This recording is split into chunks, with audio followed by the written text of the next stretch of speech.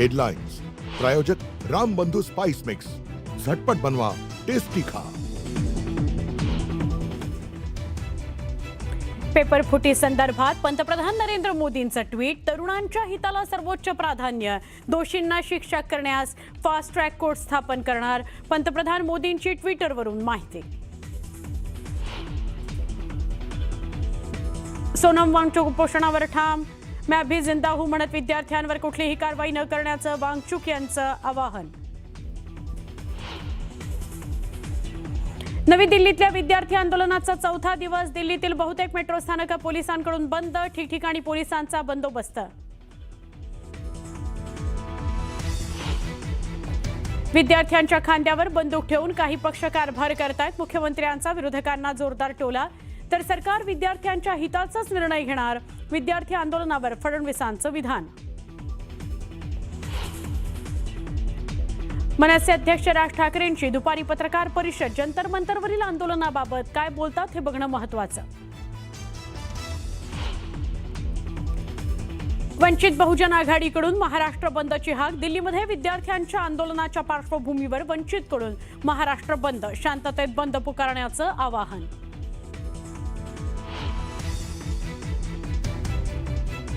नवी दिल्लीतल्या विद्यार्थी आंदोलनाला समाजसेवकांना हजारेंचा पाठिंबा, अहिल्यानगरमधील वाडिया पार्कवर 2 तासांकरता अण्णांचं मौन आंदोलन। पुढील 48 तासात मुंबई, कोकण आणि विदर्भात मुसळधार, आषाढी एकादशीपर्यंत पाऊस कायम राहणार, हवामान विभागाचा अंदाज। पालघरमध्ये मुसळधार पावसामुळे सखल भागात साचलं पाणी, डहाणू आणि तलासरी भागात जनजीवन विस्कळीत, खबरदारी म्हणून शाळांना सुटी जाहीर।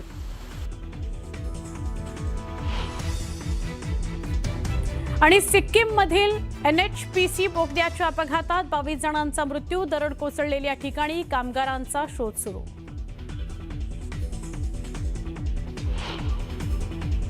महाराष्ट्राची सुरुवात एका अत्यंत महत्त्वाच्या बातमीने करतोय। सध्या महाराष्ट्रामध्ये आणि देशामध्ये एकाच विषयाची चर्चा सुरू आहे, ती म्हणजे नीट पेपर फुटीचं प्रकरण आणि त्यामुळे उभं राहिलेलं आंदोलन।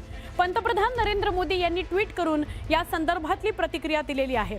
पेपर फुटीच्या प्रकरणातील दोषींना जलद आणि कठोर शिक्षा व्हावी याकरता आम्ही फास्ट ट्रॅक न्यायालय स्थापन करण्याचा निर्णय घेतलेला आहे, असं ट्विट पंतप्रधान नरेंद्र मोदींनी केलेलं आहे। तसंच या संदर्भात सगळी आवश्यक ती पावलं उचलण्याचे निर्देश मी संबंधित अधिकारी आणि प्राधिकरणांना दिलेले आहेत, असंही मोदींनी म्हटलेलं आहे। विद्यार्थ्यांच्या हिताचं रक्षण करण्यासाठी आम्ही सातत्यानं उचलत असलेल्या पावलाचाच हा एक भाग आहे। दरम्यान आपल्या तरुणांचं भविष्य उद्ध्वस्त करण्याचा प्रयत्न करणाऱ्यांना कोणत्याही परिस्थितीत सोडलं जाणार नाही, असं पंतप्रधान नरेंद्र मोदींनी ट्विटच्या माध्यमातून स्पष्ट केलेलं आहे। एक्सवर पोस्ट करत पंतप्रधान नरेंद्र मोदींनी प्रतिक्रिया दिलेली आहे। पंतप्रधान नरेंद्र मोदी काय म्हणाले ते बघूयात। पेपर फुटीच्या प्रकरणातील दोषींना जलद आणि कठोर शिक्षा व्हावी यासाठी आम्ही फास्ट ट्रॅक न्यायालय स्थापन करण्याचा निर्णय घेतलाय। या संदर्भात सर्व आवश्यक ती पावलं उचलण्याचे निर्देश मी संबंधित अधिकारी आणि प्राधिकरणांना दिले आहेत। विद्यार्थ्यांच्या हिताचं रक्षण करण्याकरता आम्ही सातत्यानं उचलत असलेल्या पावलांचाच हा एक भाग आहे। आपल्या तरुणांचं भविष्य उद्ध्वस्त करण्याचा प्रयत्न करणाऱ्यांना कोणत्याही परिस्थितीत सोडलं जाणार नाही।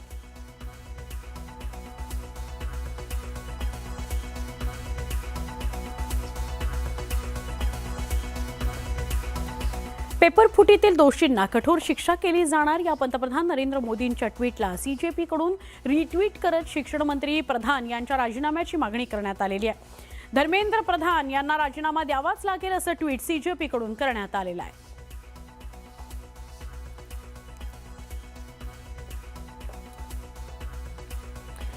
CJPने रिट्विट केलेलं आहे, म्हणजे जे पंतप्रधान नरेंद्र मोदींनी ट्विट केलंय त्याला रिट्विट करत कॉकरोच जनता पार्टीनं असं म्हटलेलं आहे की शिक्षण मंत्री धर्मेंद्र प्रधान यांना राजीनामा द्यावाच लागेल।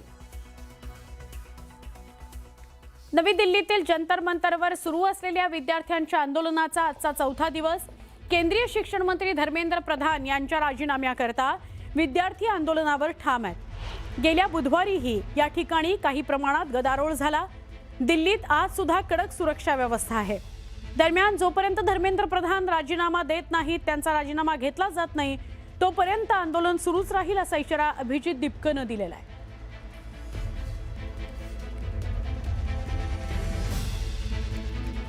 पुढची बातमी बघूया. उद्धव ठाकरे आणि राज ठाकरे यांची संयुक्त पत्रकार परिषद होण्याची शक्यता आहे. ठाकरे बंधू आज संयुक्त पत्रकार परिषद घेऊ शकतात. विद्यार्थी आंदोलनावर ठाकरे एकत्रित येऊन आपली भूमिका मांडू शकतात. ठाकरे बंधू संयुक्त पत्रकार परिषद घेतील अशी माहिती मिळते आहे. राज ठाकरे आज पत्रकार परिषद घेणारच होते. काल ते शिवाजी पार्कात आंदोलनात सहभागी झालेले होते. जे मुंबईमध्ये तरुणांनी आंदोलन केलं त्यात ते सहभागी झाले होते आणि उद्धव ठाकरे तर दिल्लीला जाऊन आलेले आहेत काल. त्यामुळे या पार्श्वभूमीवर आज राज ठाकरे जी पत्रकार परिषद घेणार आहेत त्यात आता उद्धव ठाकरे पण जॉईन होत आहेत असं कळतंय. त्यामुळे दोघं एकत्रितपणे पत्रकार परिषद घेऊन आंदोलनावर काय बोलतात हे बघणं महत्त्वाचं ठरणार आहे.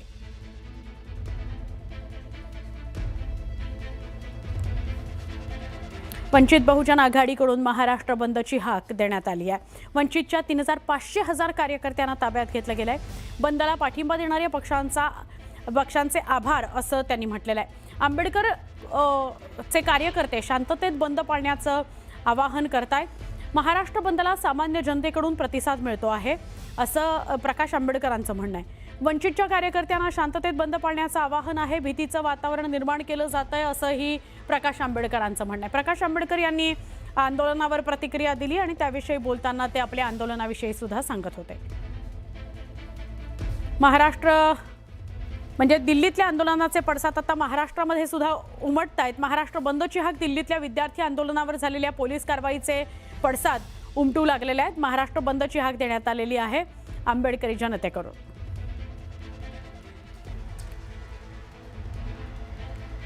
नवी दिल्लीतल्या जंतर मंतरवर आंदोलन करणाऱ्या विद्यार्थ्यांवरील लाठीचार्जच्या निषेधार्थ वंचित बहुजन आघाडीनं पुकारलेल्या बंदला मनमाडसह नाशिकच्या ग्रामीण भागामध्ये प्रतिसाद मिळाला. नीट पेपर फुटीच्या प्रकरणावरून केंद्रीय शिक्षण मंत्री धर्मेंद्र प्रधान यांच्या राजीनाम्याची मागणी करत कार्यकर्त्यांनी आंदोलन केलेलं आहे.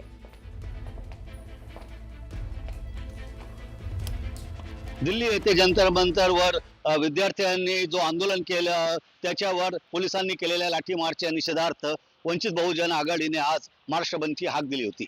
या बंदला मनमाड शहरात उत्स्फूर्त प्रतिसाद मिळत आहे. आपण बघू शकतो, मी आता उभा आहे मनमाड शहरातील मुख्य बाजारपेठेत एकात्मता चौकात. इथे सर्व जे बाजारपेठ आहे त्याच्यावर शुकशुकाट पसरलेला आहे. कळकळीत बंद पाळण्यात येत आहे. शिवसेना उभाटा, शरदचंद्र पवार राष्ट्रवादी काँग्रेस व इतर पक्षांनी या बंदला पाठिंबा दिल्यामुळे बंद जो आहे तो यशस्वी झालेला असल्याचे चित्र आहे. या बंदमधून दवाखाने, हॉस्पिटल आणि इतर जे जीवनावश्यक वस्तू आहे ते वगळण्यात आलेले आहे. बंदमुळे बाहेरगावून आलेल्या प्रवाशांचे मात्र मोठ्या प्रमाणात हाल होताना दिसत आहे. मालेगाव, चांदवड, येवला, नांदगाव इथेही बंद पाळण्यात आलेला आहे. मात्र त्याला संमिश्र प्रतिसाद मिळालेला आहे. दुपारी वंचित बहुजन आघाडीच्या वतीने निषेध मोर्चा देखील काढण्यात येणार आहे. एकूणच जंतर मंतर विद्यार्थ्यांच्या लाठी हल्ल्याचा निषेधार्थ जो पुकारण्यात आलेला बंद होता त्याला मनमाड शहराने उत्स्फूर्त प्रतिसाद दिल्याचे दिसून येत आहे. बाबू शेख, न्यूज 18 मराठी, मनमाड. 26व्या दिवशी सुद्धा सोनम वांगचुक यांचं उपोषण सुरू आहे. सोनम वांगचुक यांनी रुग्णालयातून आपली पहिली प्रतिक्रिया दिली. मैं अभी जिंदा हूं असं ते म्हणतायत या व्हिडिओद्वारे. त्यांनी सरकारला विद्यार्थ्यांवर कुठलीही कारवाई करू नका अशी आवाहन, विनंती सुद्धा या व्हिडिओच्या माध्यमातून केलेली आहे. सोनम वांगचुक यांनी व्हिडिओ जारी केलाय आणि या व्हिडिओमधून असं म्हटलंय की माझं 11 किलो वजन मागच्या 25 दिवसांमध्ये कमी झालंय. आजचा 26वा दिवस, पण मी अजून जिवंत आहे. मी आंदोलन असं सुरू ठेवणार आहे, पण विद्यार्थ्यांवर कुठल्याही प्रकारची हिंसक कारवाई करू नका असं त्यांचं म्हणणं आहे.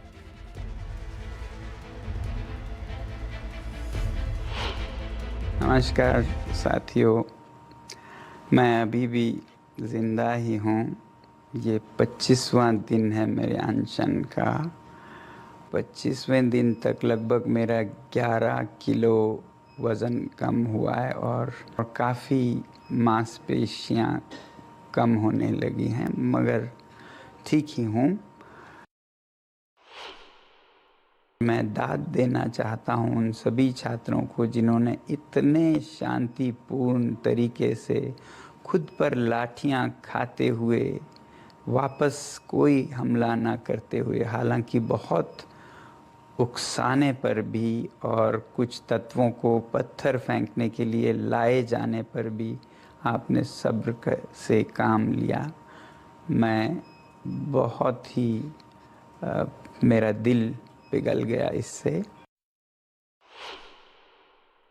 सरकार से विनती करता हूँ कि वो और ऐसे ताकत बल का प्रयोग न करें बच्चों पर, और दूसरी बात उन पर आरोप और एफआईआर जिससे कि उन्हें सताया जा सके जेल या पुलिस द्वारा, ये न करने की मुझे आश्वासन चाहिए। और वो आश्वासन अगर जल्द मिल जाए तो मैं आप सबके और जो नेतागण यहाँ पर आए उनकी बातों का इज्जत करते हुए अनशन आज ही तोड़ूंगा। मगर अगर ऐसा कोई आश्वासन नहीं आए तो बदकिस्मती से मुझे ये अनशन जारी रखना पड़ेगा। जय हिंद। दिल्लीमध्ये विद्यार्थी आंदोलनाच्या पार्श्वभूमीवर नवी दिल्ली आणि आसपासची 16 मेट्रो स्थानकं पुढील सूचना मिळेपर्यंत बंद ठेवली गेलेली आहेत। आजही 16 मेट्रो स्थानकं पुढचा आदेश मिळेपर्यंत बंद राहणार आहेत। म्हणजे कालही बंद होती बुधवारी आणि आजही गुरुवारची बंद असणार आहेत। ठिकठिकाणी मोठ्या प्रमाणात पोलीस बंदोबस्त तैनात केला गेलेला आहे। प्रवाशांच्या सोयीकरता राजीव चौक, मंडी हाऊस, सेंट्रल सेक्रेटरीगेट या 3 इंटरचेंज स्थानकांवर मेट्रो लाईन बदलण्याची सुविधा कायम ठेवण्यात आलेली आहे।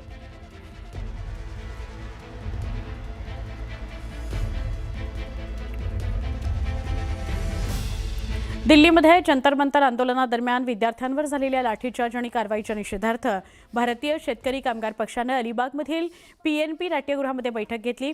या बैठकीला युवक, विद्यार्थी, पालक, पक्षाचे कार्यकर्ते, नागरिक मोठ्या संख्येने उपस्थित होते। आंदोलनाला त्यांनी पाठिंबा दिला। विद्यार्थ्यांवरील कारवाईबाबत तीव्र नाराजी नोंदवली। लोकशाही मार्गाने आंदोलन करण्याचा अधिकार अबाधित ठेवावा अशी मागणी शेकापकडून करण्यात आलेली आहे। रायगडमधली ही दृश्य आहेत। अलिबागमध्ये शेकापची बैठक झाली। या ठिकाणी खूप मोठ्या प्रमाणात विद्यार्थी, पालक, युवक वर्ग एकवटलेला होता आणि सगळ्यांनी या आंदोलनाला पाठिंबा दिलेला आहे। जंतर मंतरवर जी कारवाई झाली त्याचा निषेध केला गेला आहे आणि विद्यार्थ्यांच्या आंदोलनाला पाठिंबा दिला गेलेला आहे शेकापकडून।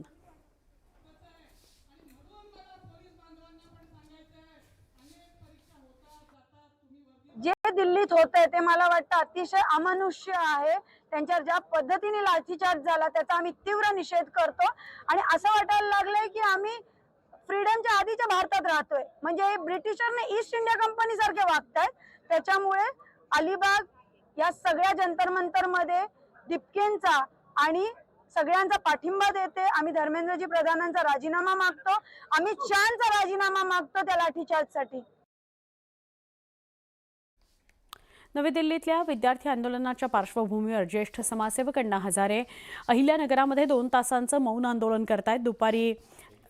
सकाळी 11 ते दुपारी 1 या वेळेमध्ये वाडिया पार्क इथं गांधी स्मारक इथं ते आंदोलन करणार आहेत। विद्यार्थ्यांशी संवाद साधून त्यांच्या प्रश्नांवर तोडगा काढा अशी भूमिका अण्णा हजारेंनी घेतली आहे। लोकशाहीमध्ये संवादाऐवजी दडपशाहीचा मार्ग स्वीकारला जात असल्याबद्दल त्यांनी चिंता व्यक्त केली। शिक्षण मंत्र्यांनी राजीनामा द्यावा यासाठी जंतर मंतरवरती आंदोलन सुरू आहे। त्या आंदोलनाला पाठिंबा देण्यासाठी ज्येष्ठ समाजसेवक अण्णा हजारे आज अहिल्यानगरमधील वाडिया पार्क येथे महात्मा गांधी यांच्या पुतळ्यासमोर आज ते 2 तासाचे मौन आंदोलन करणार आहेत। या आंदोलनासाठी जिल्ह्यातून ज्या काही संघटना आहेत, विविध संघटना, या संघटनांनी त्यांना पाठिंबा दिला आहे। त्यांच्यासाठी 11 ते 1 या काळामध्ये ते आंदोलन करणार आहे आणि ते कार्यकर्ते येणार आहेत। कार्यकर्त्यांना बसण्यासाठी आणि ज्येष्ठ समाजसेवक यांना बसण्यासाठी इथं स्टेज केलं आहे।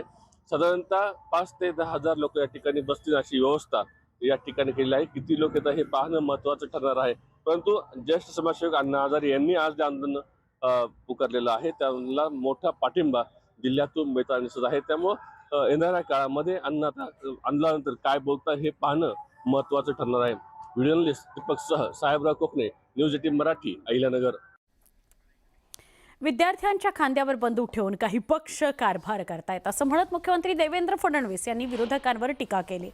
राज्य आणि केंद्र सरकार विद्यार्थ्यांच्या हिताचेच निर्णय घेईल असं फडणवीस म्हणाले।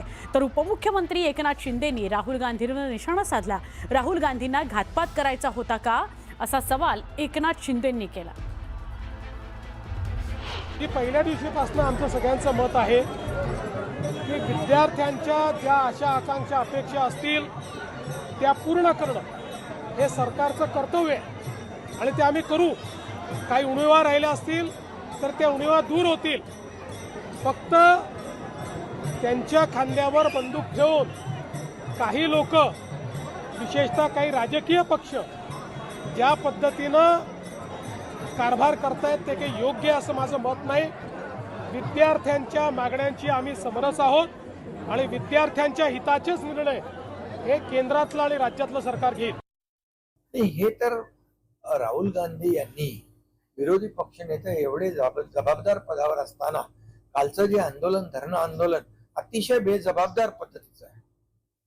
ज्या ठिकाणी तुम्ही आंदोलन करू शकत नाही त्या ठिकाणी तुम्ही विरोधी पक्ष म्हणून तिकडे जाता आणि लोकांना आवाहन करता इकडे या म्हणून. म्हणजे काय तुम्हाला करायचं होतं? प्रधानमंत्री निवासस्थानामध्ये काय घातपात करायचा होता काय? काय तुमच्या मनामध्ये होतं? या देशामध्ये अराजकता पसरवायची आहे का तुम्हाला?